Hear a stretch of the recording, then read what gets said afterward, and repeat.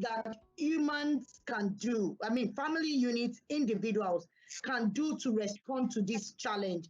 And I would like you to take it from the perspective of their psychology, their emotional well-being, the physical well-being, and the willpower to want to reduce the impact, like you said. Oh yes. Okay. So already the news is out there. In fact, as a matter of fact, I think we have more than enough information. I wouldn't say we have more than enough information. I would say that we have quite a number of information out there that is already scary. And then so at this point in time, what the first thing I think that is important for everyone to begin to look at this point is to say that. Is to remain at the point where you don't want to become a COVID-19 expert.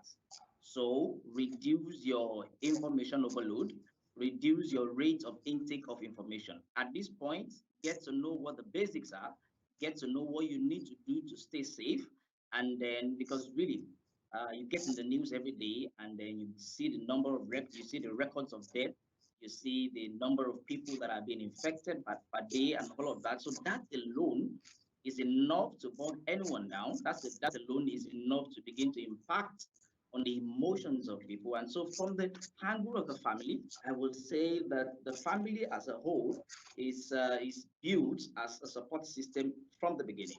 And so this is the time for family members to begin to look out for each other. So in the era where we're beginning to talk about social distancing, it doesn't leave out social connection, even though we're talking about social distancing. It doesn't leave out the place of social connection. So this is that time for you to reach out to your family member over the email. This is that time to pick up your phone and put a call through to someone to say that, how are you faring? How is the family coping in this season? Is there anything I can do to support? Is there anything that you need help about? This is that time for us to come and give ourselves that support, because really, even the optimists right now are beginning to run low on optimism. So it is important for us to come together as family, as one, to begin to render support to ourselves. So my first point of call is to say that reduce the rate at which you consume information that brings fear to you as a person and as a people. Make sure you minimize the level of your information intake. Don't try to be a COVID-19 expert at this time. This is the time where everybody in the world is affected. So make sure that you take the one that has to do with your safety and your well-being and that of your family. Keep the hygiene, like Dr. Gwendolyn mentioned earlier. Keep the basic hygiene. Rufai equally mentioned that it is important. Wash those hands, sanitize them. Keep the children aware of what they need to do even at this point. So it is very, very important that we just keep the basics going and then avoid taking information overload. One thing that is critical again is that we need to look at the past. Rufai did mention about the Spanish flu that came up within the periods of 1918 and 1919. Very important. So we need to begin to look at what impact, how did it go at that point?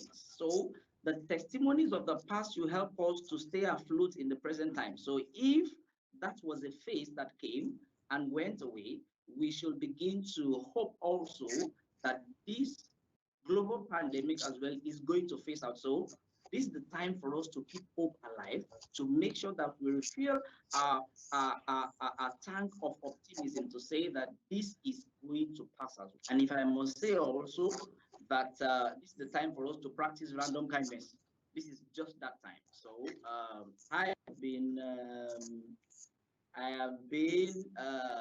an advocate of personal finance, so I am very hard with budget and the likes of it. But then this is that time that I couldn't look away. I just couldn't look away from something. So without asking, I've had to start stretching for my hands of help to begin to send money to people as much as I can and do. Send money to people, 5,000 here, 10,000, 2,000 there, just to make sure that at this point there are people that even though they earn good or even though they're able to feed their families well, but then fear has a way of gripping and crippling a lot of things. So this is that time for us to begin to extend our act of kindness. And then lastly, I would say that it's time for us to change our perspective. So it is so because of the news that is out there and everything, it's not impossible that everybody is looking at this whole situation in the negative lights.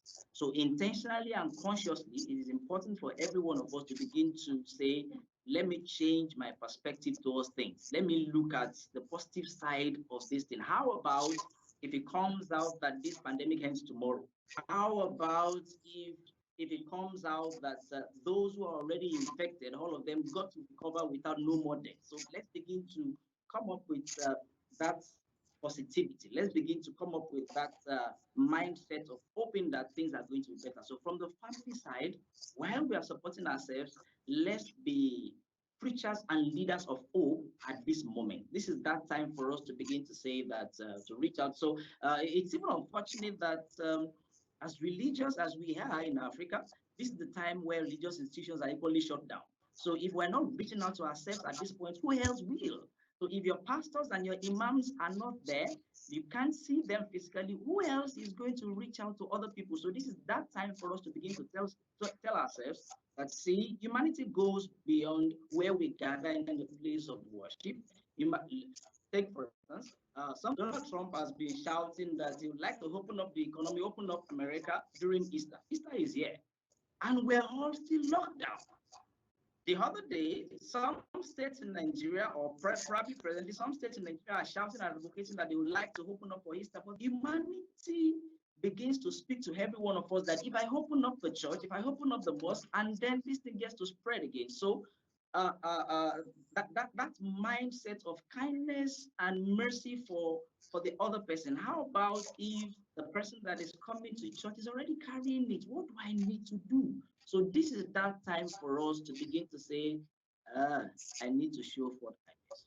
I need to see how this thing goes round and how we all need to rally around each other. So as a people with that mindset for family, this is the time for us to bring out the real humanity that lives in every one of us. I hope that's